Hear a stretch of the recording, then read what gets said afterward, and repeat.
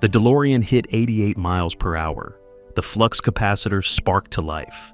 And somewhere between 1955 and 1985, a teenager accidentally changed everything. But behind the lightning strike and the plutonium-powered time travel, secrets stayed buried for decades. The star was fired after filming half the movie. The ending was changed at the last minute, and the entire project was rejected over 40 times before anyone believed it could work. These are 20 secrets hidden in Back to the Future, and buried in the clockwork perfection, a director who nearly went bankrupt making a film everyone said would fail. Great Scott, this gets heavy. Number 20. Eric Stoltz was fired after 5 weeks of filming.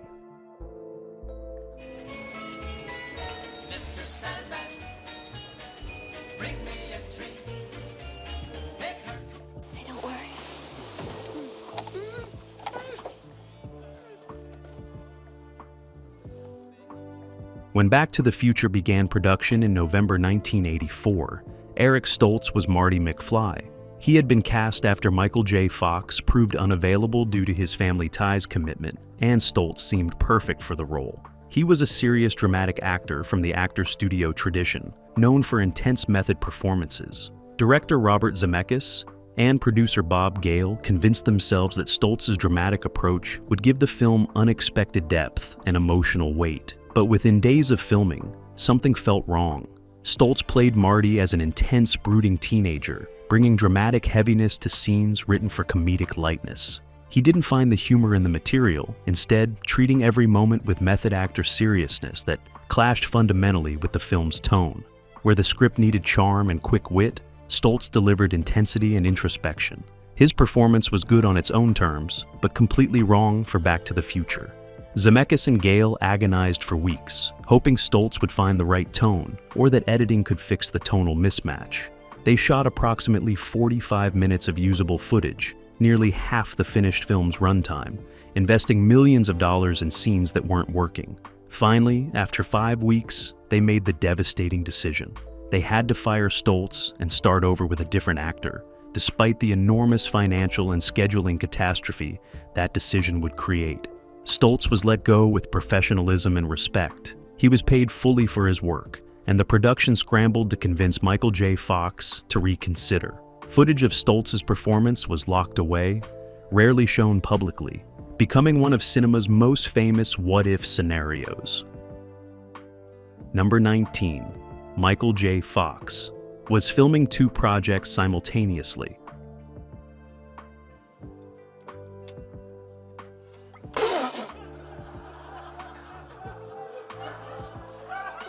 You gotta help me. You were the only one who knows how your time machine works.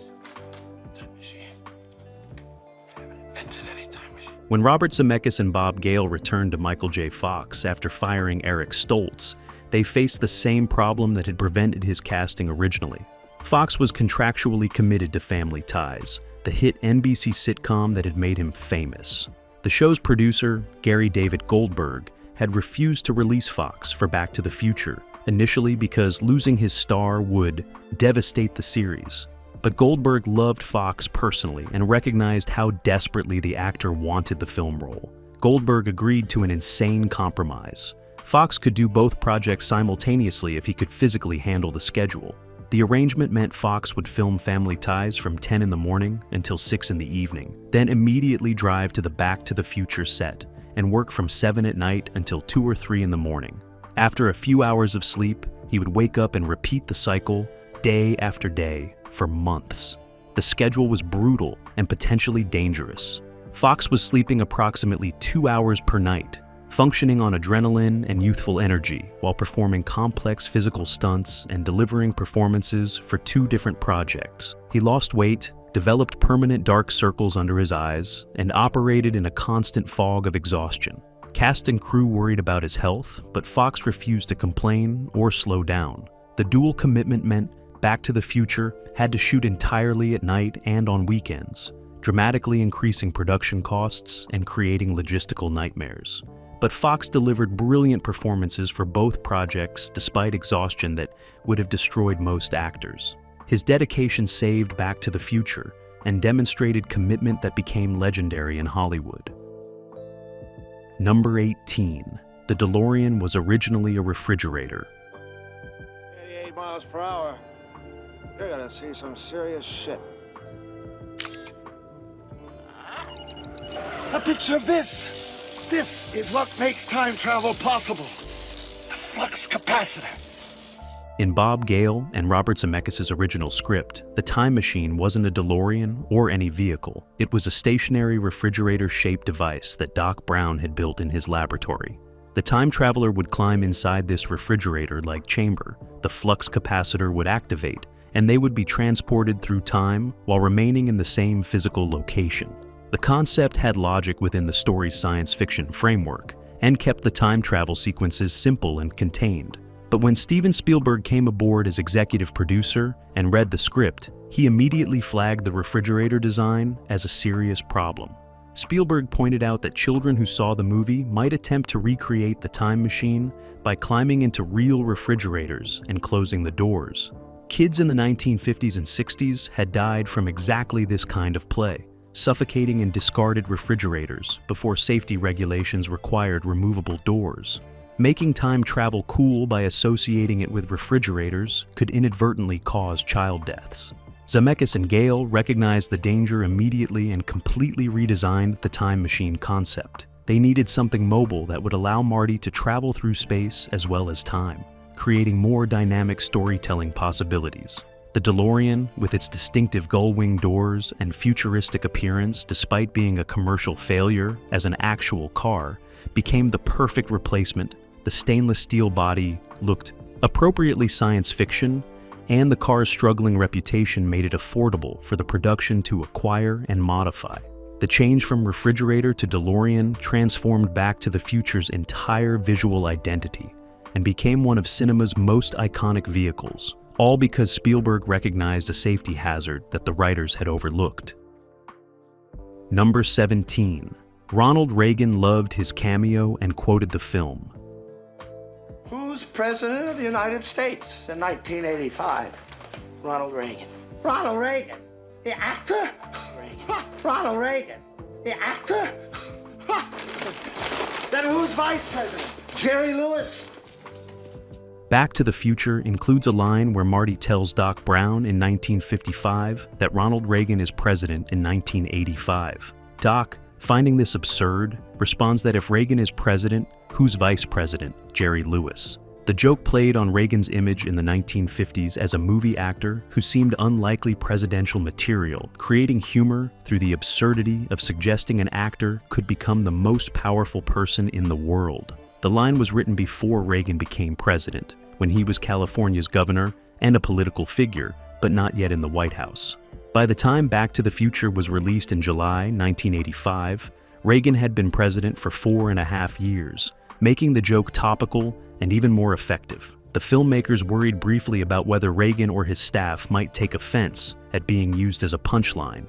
Instead, Reagan loved it. White House staff arranged a screening, and the president watched Back to the Future with genuine delight. He was so amused by the reference that, during his January 1986 State of the Union address, Reagan deliberately quoted the film. While discussing America's future achievements, he paused and said the line, "Where we're going, we don't need roads," directly referencing Doc Brown's famous quote. The moment delighted viewers who caught the reference and demonstrated Reagan's ability to use popular culture for political communication. The presidential endorsement gave Back to the Future unexpected publicity and validated the filmmaker's gamble on including the joke. Reagan's good humor about being depicted as an unlikely president became part of the film's legacy.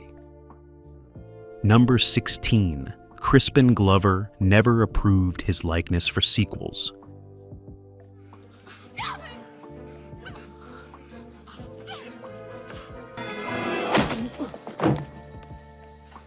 Give me a tab.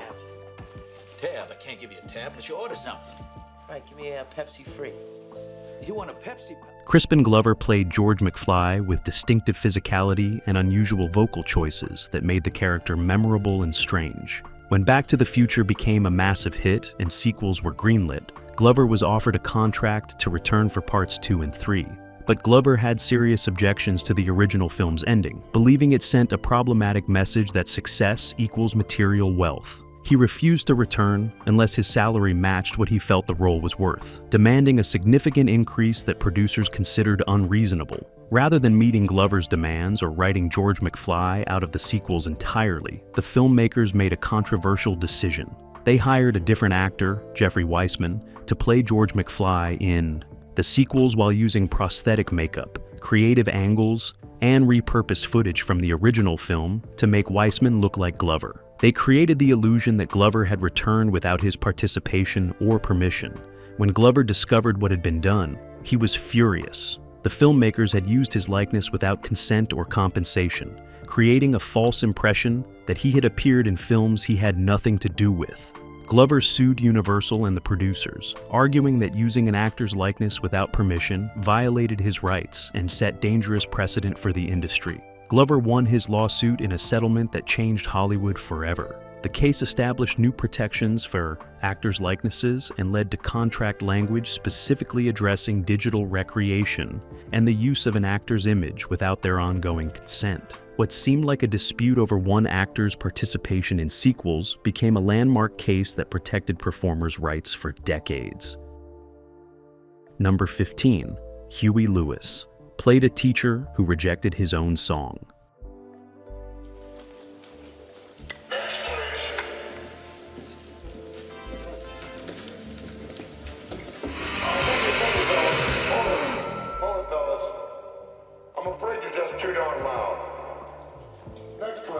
Huey Lewis and the News were hired to create original music for Back to the Future, producing The Power of Love, which became both a #1 hit and the film's signature song. Lewis's involvement went beyond just music production. He also made a cameo appearance in the film as a teacher judging the Battle of the Bands audition, where Marty and his band perform. In the scene, Marty's band plays an original rock song for the judges, hoping to win a spot at the school dance. The head judge, played by Huey Lewis in sunglasses and a crew cut, listens briefly before cutting them off and delivering the dismissive verdict. "I'm afraid you're just too darn loud." The rejection ends Marty's band's dreams and sets up his frustration before the time travel adventure begins. The brilliant meta-joke that most viewers missed was that the song Marty's band was performing was actually written and performed by Huey Lewis. Lewis was appearing on screen to reject his own music, telling himself essentially that his sound was too loud and not good enough. The irony became even richer when The Power of Love became a massive hit, proving that Lewis's music was exactly what audiences wanted, despite the fictional judge's rejection. Lewis played the cameo completely straight, never winking at the camera or acknowledging the joke. Most viewers in 1985 had no idea the judge was Huey Lewis, making it a hidden Easter egg that only became widely known years later when behind the scenes, information revealed the casting. Number 14. The Clock Tower. Lightning was one single shot.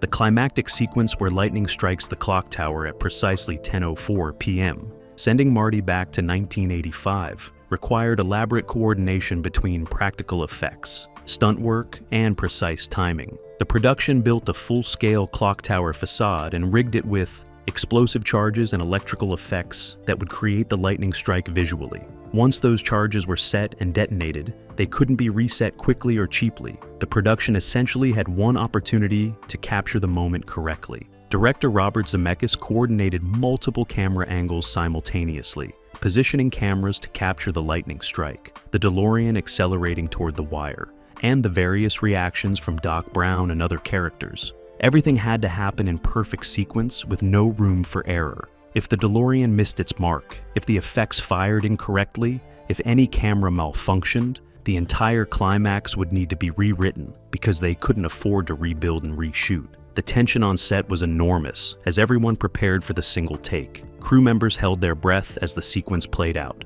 Michael J. Fox accelerated the DeLorean, and the effects team triggered the lightning strike. Everything worked perfectly on the first attempt, capturing one of cinema's most iconic moments in a single irreplaceable take that became the emotional peak of the entire film. Number 13. Leah Thompson was attracted to her own son.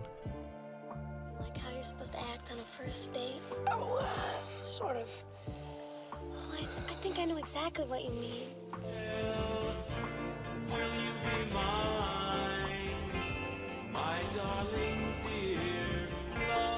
Leah Thompson's role as Lorraine Baines McFly required her to play Marty's mother in two very different contexts, as the frumpy alcoholic mother in 1985, and as the teenage girl who becomes inappropriately attracted to her own future son in 1955. The second portrayal created deeply uncomfortable dynamics that Thompson had to navigate carefully while making Lorraine's attraction feel genuine rather than comedic or creepy. Thompson needed to create real romantic chemistry with Michael J. Fox, while both actors remained aware that they were playing mother and son, an Oedipal situation that could easily become disturbing if performed incorrectly. She approached Lorraine's attraction as genuine teenage infatuation, playing the character as someone who doesn't know Marty is her son and simply finds him attractive and exciting compared to the boring boys she normally encounters. The performance required Thompson to flirt convincingly, show genuine attraction, and create moments of real romantic tension, despite the inherent wrongness of the situation.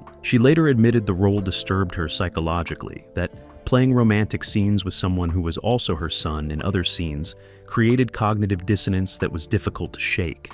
But her committed performance made the uncomfortable premise work, threading the needle between comedy and creepiness to create one of the film's most challenging elements. Number 12. The skateboard scene. Invented modern product placement. Whoa, kid, stop. Boy. I'll get it back to you, all right?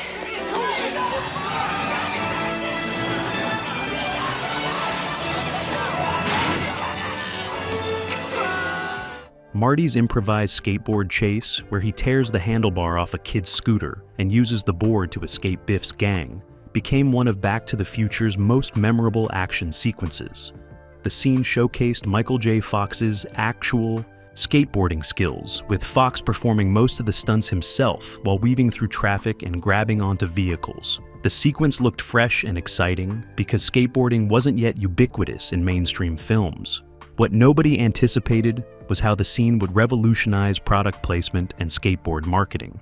After the film's release, skateboard manufacturers recognized that Marty McFly had made skateboarding look incredibly cool to millions of viewers. Companies began aggressive product placement campaigns, paying to have their boards featured in films and television shows rather than just selling through traditional advertising. The makeshift skateboard Marty creates accidentally inspired real product design as well. Manufacturers started marketing boards with retro styling that referenced the 1950s aesthetic, creating a whole category of throwback skateboards that connected modern skating culture to Back to the Future's timeline-crossing narrative. The scene essentially created a marketing template that countless products would follow, proving that organic integration of products into exciting action sequences sold better than traditional advertising ever could.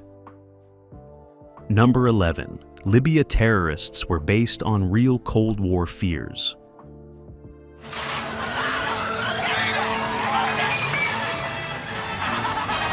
I'm gonna ram him.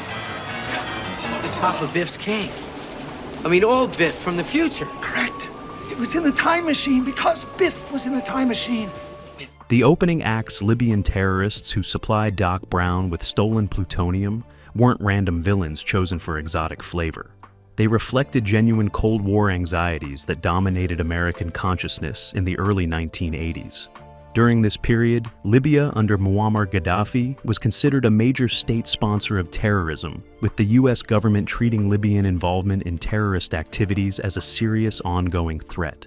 The idea that Libyan terrorists might acquire or distribute nuclear materials was a realistic fear based on intelligence assessments and geopolitical tensions. The Reagan administration had specific concerns about Libya's weapons programs and connections to terrorist organizations.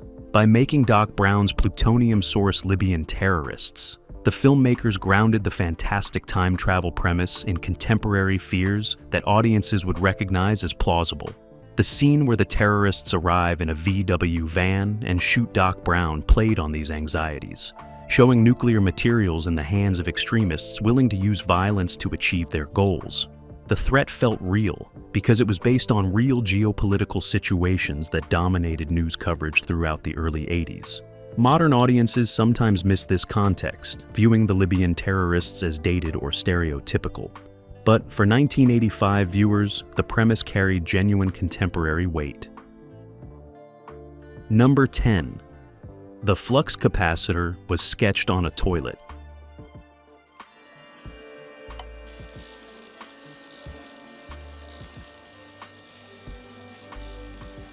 Harness this lightning. Channel it into the flux capacitor.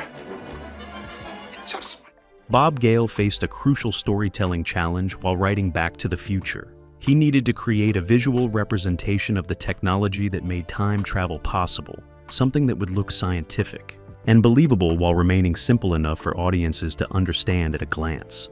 The device needed instant iconic recognition, a visual shorthand that said "time machine" without requiring extensive explanation.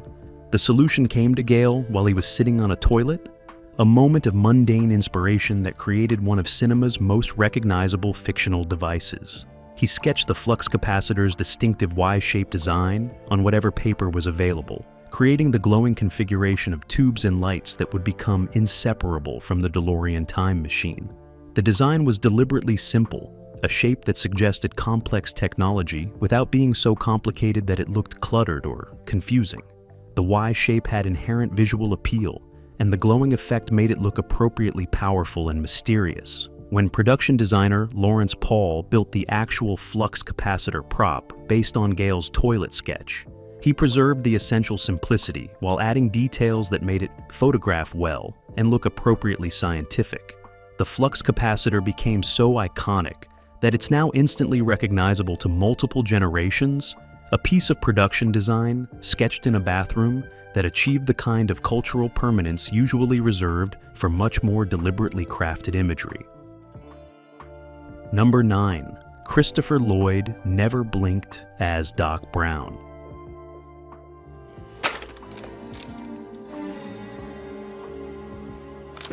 This is it.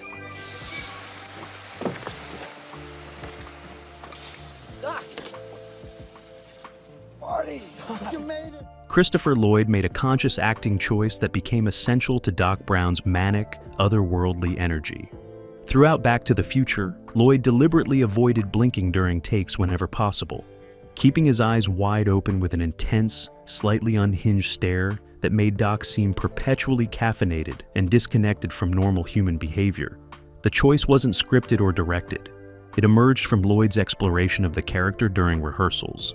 Lloyd believed that blinking made characters seem more grounded and relatable, while avoiding it created unsettling intensity that suggested someone whose mind operated on a different frequency than ordinary people. For Doc Brown, a scientist obsessed with temporal mechanics who had literally blown his family fortune on crackpot experiments, that manic energy felt essential to the characterization. Maintaining the wide-eyed stare required genuine physical effort. Human eyes naturally blink to maintain moisture and clear debris, and suppressing this reflex for extended takes caused Lloyd discomfort and required artificial tears between scenes. But the effect was undeniable. Doc Brown's unblinking intensity made him memorable and slightly alien, a brilliant mind trapped in barely controlled chaos. The choice became so associated with the character that Lloyd maintained it throughout all 3 films, creating visual consistency that helped define Doc Brown as one of cinema's most distinctive mad scientists. Number 8. Universal hated the title and wanted to change it.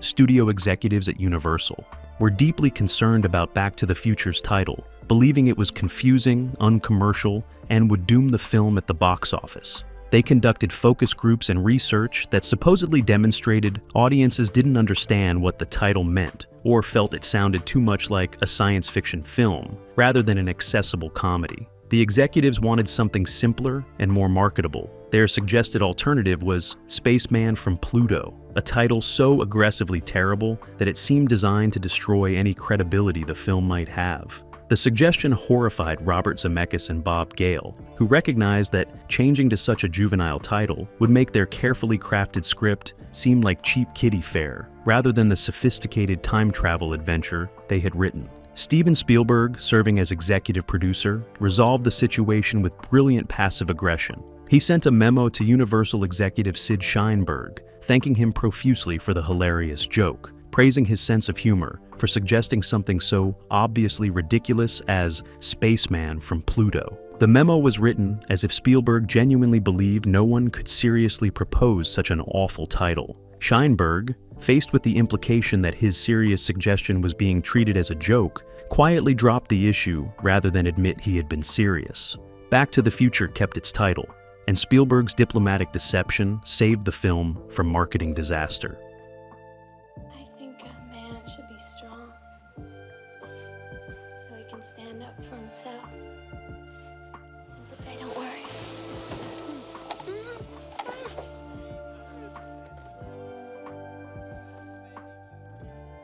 Number 7.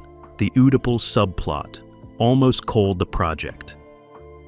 Bob Gale and Robert Zemeckis spent years trying to sell the Back to the Future script to studios, facing rejection after rejection from every major Hollywood company. The consistent problem wasn't the time travel concept or the special effects requirements. It was the Oedipal subplot where Marty's mother becomes romantically and sexually attracted to him in the past, not knowing he's her future son. Studio executives found the premise deeply uncomfortable, arguing that mainstream audiences would be repulsed by a comedy that featured a mother trying to seduce her son, even unknowingly. The incestuous undertones seemed too creepy for a family film, too inappropriate for the light-hearted adventure the script otherwise promised. Development executives told Gale and Zemeckis repeatedly that the central premise was fundamentally flawed, and the script needed complete restructuring. The writers refused to change it, arguing that the uncomfortable situation was precisely what made the story interesting and comedically rich. The tension between Marty's horror at his mother's attraction and his need to ensure his parents fall in love created the script's emotional engine. Removing that element would gut the entire narrative. After over 40 rejections, Universal finally took a chance on the script, largely because Steven Spielberg's involvement as executive producer gave them confidence. The Oedipal subplot that nearly culled the project became one of its most memorable elements, proving the writers correct. Top fifth ever since high school. Although, if it wasn't for him, We never would have fallen in love. that's right.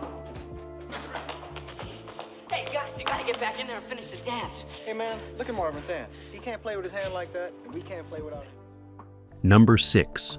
Marty's truck was hidden throughout the film.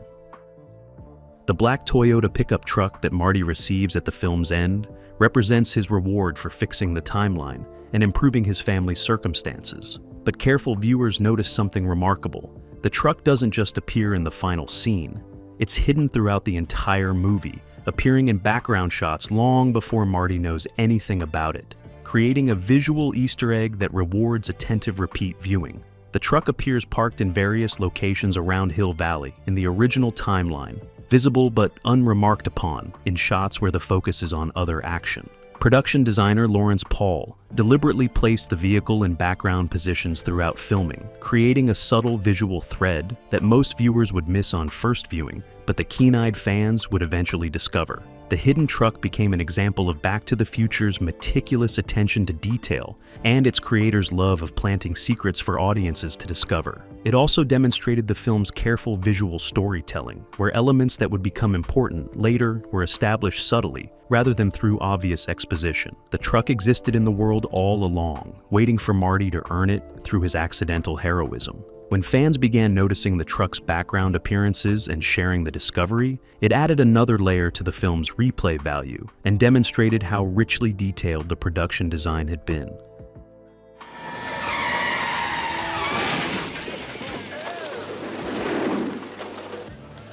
I'm gonna get that son of a bitch. Let's get over the Back to the Future stuff right off the bat. Yes, I was in the movie. You're all sitting there. That's not the guy from back. Number 5. Thomas F. Wilson hated playing Biff. Thomas F. Wilson's portrayal of Biff Tannen required extensive physical comedy, pratfalls, and scenes where his character suffered humiliating consequences for his bullying behavior. The role looked fun on screen, with Biff's comeuppances providing satisfying comic relief. But for Wilson, playing the character was physically punishing and psychologically draining in ways audiences never saw. The manure truck gag, where Biff crashes into a truck full of manure in both timelines, required Wilson to be repeatedly covered in a mixture designed to look and smell like actual manure. The substance was cold, disgusting, and required hours of cleanup after each take. Wilson had to perform the scene multiple times, getting drenched in fake manure repeatedly while maintaining comic timing and physical performance. The physical comedy also left Wilson genuinely bruised and sore. Pratfalls that looked effortless required him to throw himself to the ground repeatedly, accumulating impacts that left him aching. The scenes where Biff gets punched required careful choreography, but still resulted in accidental contact that hurt despite safety precautions. Wilson seriously considered quitting during production, questioning whether the role was worth the physical punishment and psychological toll of playing such a hateful character. He pushed through and delivered an iconic performance, but later admitted that playing Biff in 3 films was one of the most difficult experiences of his career. Number 4. The film's ending was changed at the last minute. Back to the Future's original ending concluded with Marty returning to 1985, discovering his improved family circumstances, and kissing Jennifer before the credits rolled. The film was designed as a complete standalone story, with no sequel planned or implied. Robert Zemeckis and Bob Gale had crafted a satisfying conclusion that wrapped up all narrative threads and left Marty in his improved present with no indication of future adventures. But during post-production, Universal executives saw the film's commercial potential and began discussing sequels despite the creator's intentions to make a single movie. They pressured Zemeckis to add something that would leave the door open for continuation.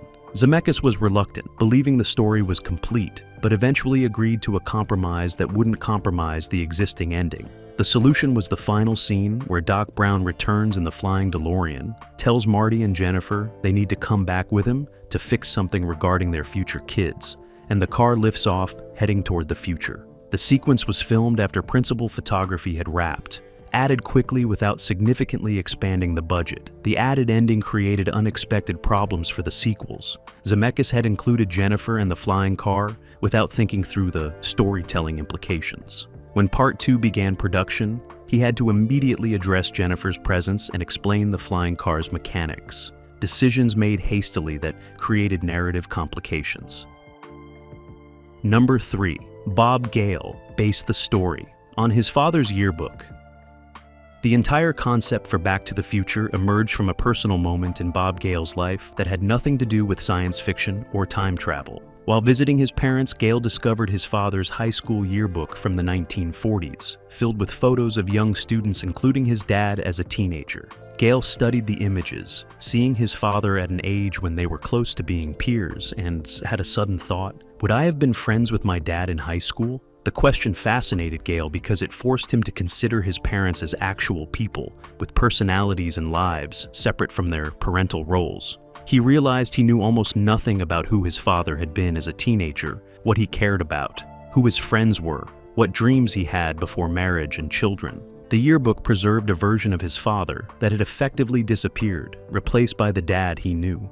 Gale shared the thought with writing partner Robert Zemeckis, suggesting a story about a teenager who travels back in time and meets his parents as teenagers, forced to see them as real people rather than just parents. The concept immediately excited both writers, offering rich comedy potential and genuine emotional depth. They developed it into the Back to the Future script, building the entire narrative around that core question from Gale's yearbook discovery.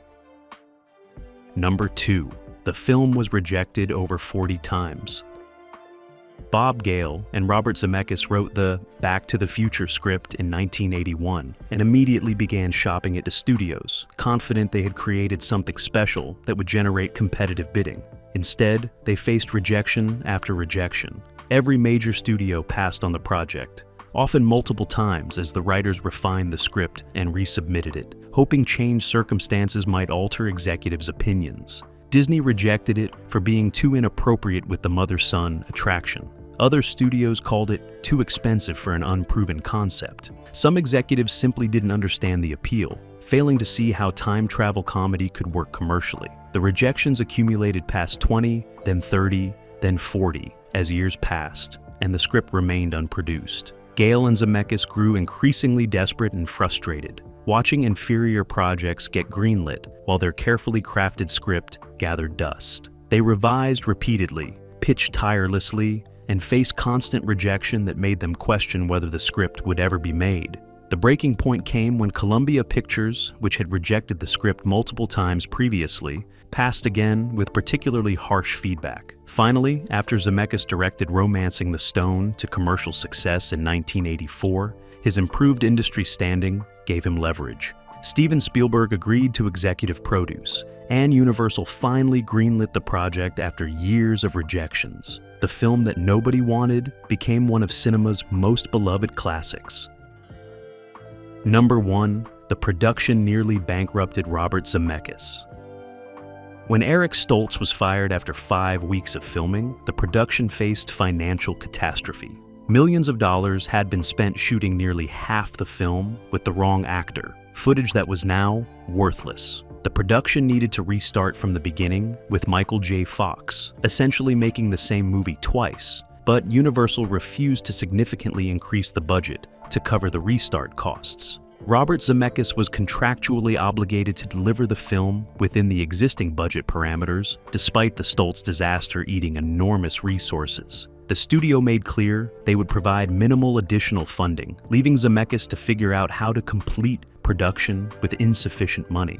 He faced an impossible choice: abandon the project and destroy his directing career, or find a way to finish the film despite inadequate resources. Zemeckis made the decision to spend his own money to complete Back to the Future. He used personal funds to cover costs that exceeded the budget, essentially gambling his financial security on the film's success. If Back to the Future failed commercially, Zemeckis would face bankruptcy and career ruin. The pressure was enormous, with everything he owned at risk. The gamble paid off spectacularly. Back to the Future became the highest-grossing film of 1985, earning over $380 million worldwide and launching a franchise. Zemeckis not only recovered his investment, but established himself as a major director. But the financial risk he took remained one of Hollywood's most dramatic personal gambles. Back to the Future wasn't just a perfect film that appeared effortlessly.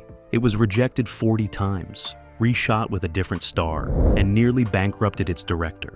From toilet sketches to presidential quotes, from hidden trucks to fired actors, the secret stayed buried while the film became timeless.